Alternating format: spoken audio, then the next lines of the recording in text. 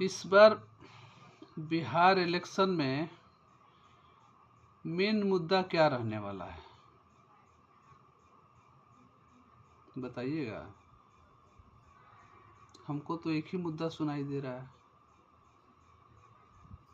हमारी पार्टी की सरकार बनेगी तो हम शराब चालू करवा देंगे, 10 दिन के भीतर करा देंगे, कोई बोलता है 1 दिन के भीतर करा देंगे।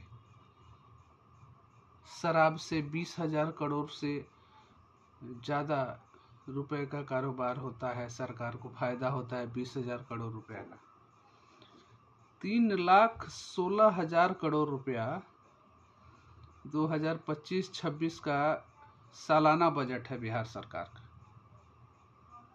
वो पैसा पूरा खर्च नहीं कर पाती है बिहार सरकार। 40-50 हजार 60 हजार करोड़ रुपया सरेंडर कर देती है, वो फिर से जमा हो जाता है, फिर अगले साल के बजट के लिए सरेंडर हो जाता है। ये मुद्दा नहीं है। विपक्ष के पास क्या मुद्दा है?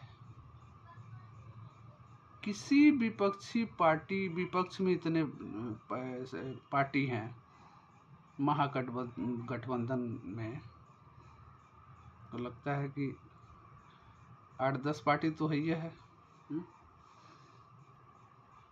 किसी के भी दिमाग में नहीं आता है, या आपने सुना है किसी के मुंह से शिक्षा के बारे में? शिक्षा क्या चीज होता है सुने हैं किसी विपक्षी नेता के मुंह से या उनके मुखिया के मुंह से? हम तो नहीं सुने भैया। तकलीफ होता है। ट्रेन में भर भर के लोग 10,000 12,000 रुपए का नौकरी के लिए ठूस ठूस करके बिहार से जाते हैं, गाली सुनते हैं बिहारी के नाम पर, तो कहीं मार खाते हैं भाषा के नाम पर। कोई डीएनए पर उंगली उठाता है, और डीएनए पर जो उंगली उठाता है उसका बर्थडे मनाने के लिए हमारे नेता जा करके उसका बर्थडे उसके स्टेट में जा करके उसको हैप्पी बर्थडे विश करने जाते हैं। तो ये विपक्ष है। क्या उम्मीद कीजिएगा ऐसे विपक्ष से, जो बजट तक नहीं खर्चा करवा पाता है, जो काम नहीं बता पाता है। विपक्ष का काम क्या होता है जी? खाली जा करके विधानसभा में हल्ला करना है, जो काम करे उसका विरोध करना। काम कराना आपका काम नहीं है, काम बताना आपका काम नहीं है, तो ये विपक्ष है भैया। इनको कोई लेना देना नहीं है आपसे कि आप लात खा रहे हैं, कि आपको कोई गाली दे रहा है। आपके डीएनए पर उंगली उठाना मतलब आपको दोगला बोलना होता है। और ये लोग कान में उंगली लगा करके हिला करके चले आते हैं बर्थडे पार्टी मना करके। शिक्षा में, खासकर बिहार में, जानते हैं प्राइवेट स्कूलों का फलना फूलना इतना तेजी से हुआ है। 10,000 रुपये का नौकरी करने वाला आदमी भी आज के दिन में सरकारी स्कूल में अपना बच्चा को नहीं भेजता। सुविधा बहुत है, ऐसा नहीं है कि जब से नीतीश जी आए हैं 2005 के लमसम में और आज तक बहुत किए हैं शिक्षा के लिए, बहुत किए हैं, इसमें दो राय नहीं है। बेटी पढ़ाओ बेटी बढ़ाओ, किताब बांटना, साइकिल बांटना, रोड रास्ता, इंफ्रास्ट्रक्चर, बहुत काम किए नीतीश जी बिहार में।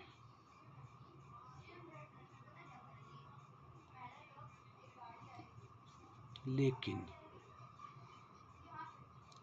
प्राइवेट स्कूलों की तरफ लोगों का रुझान क्यों आया? अच्छी शिक्षा के लिए ना।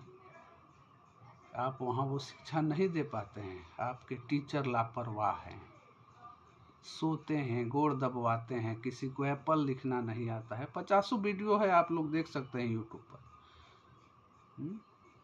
मैं सिर्फ बिहार की ही नहीं बोल रहा हूँ, और भी स्टेट का बहुत सारा वीडियो है जो आप देख लीजिएगा कि कैसे कैसे सरकारी स्कूलों में टीचर हैं।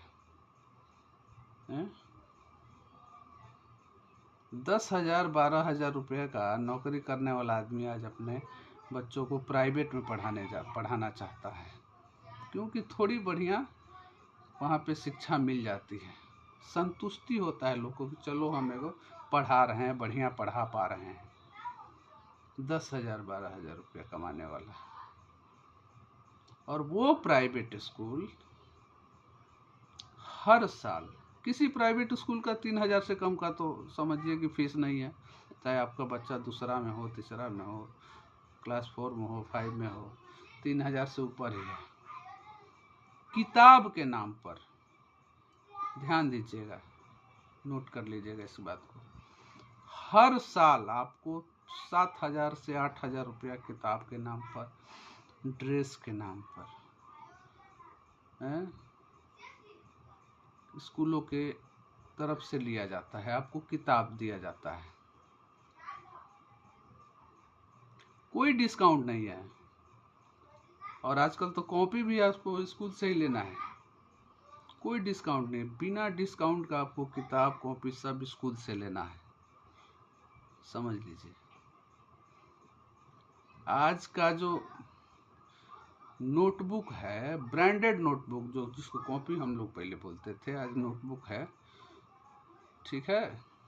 ब्रांडेड नोटबुक का एक ब्रांड है क्लासमेट के नाम से, वो भी अगर आप अपने नज़दीकी स्टेशनरी के दुकान पर लेने जाते हैं तो 30% डिस्काउंट में भैया वो कॉपी आपको दे देता है। और वही नोटबुक आप स्कूल से लेने जाते हैं तो बिना कोई डिस्काउंट नहीं, आपको उसी रेट पे लेना है, सब समझ लीजिए। 8,000 रुपया 7,000 रुपया की किताब आपको बिना डिस्काउंट के लेना ही है, आप कुछ नहीं बोल सकते हैं, कोई फायदा नहीं है बोल करके। वही किताब अगर आप बाजार से लेने जाते हैं तो 30 से 40% डिस्काउंट में वो किताब आपको मिलता है। आप एक ठो आइडिया ले लीजिए ना, बाजार में जाइए, एनसीईआरटी का किताब का रेट देख लीजिए और उनके किताब का रेट, हर साल आपको ये किताब बदल जाता है। सबसे बड़ा गेम यहीं पर है कि हर साल किताब आपका बदल जाता है। सपोज कीजिए आपके 3 बच्चे स्कूल में पढ़ते हैं, क्लास 4 में है, क्लास 5 में है, क्लास 6 में है। अगर आप सोचेंगे कि चलो एक 6 वाला का तो काम नहीं आएगा, कम से कम 6 वाला का किताब 5 वाला अगले साल 6 में जाएगा तो उसको दे देंगे, 5 वाले का 4 वाला 5 में जाएगा तो उसको दे देंगे, नहीं, कोई काम का वो किताब नहीं रह जाता है, यूजलेस है एकदम। 8,000 का किताब आपका रद्दी बन गया, उसमें कोई ऐसी जानकारी नहीं रह जाती है जो कि आपके बच्चे को कुछ सिखा दे। यही मतलब हुआ ना, ये 8,000 की किताब में कुछ भी नहीं रह जाता है, वो ब्लैंक हो गया एक तरह से, उससे आपका बच्चा, पीछे वाला जो लड़का है, वो कुछ नहीं सीख पाएगा। क्या चेंज कर देते हो भाई, जो आपने पढ़ा दिया वो पास्ट वाला सारा खत्म हो गया, उसका कोई लेना देना ही नहीं है।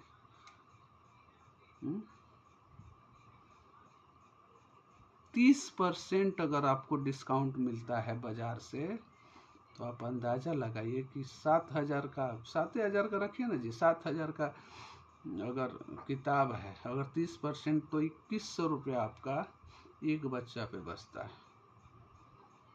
स्कूल में आए, यहाँ पटना के स्कूल में कम से कम 1,000 बच्चे हैं एक स्कूल में।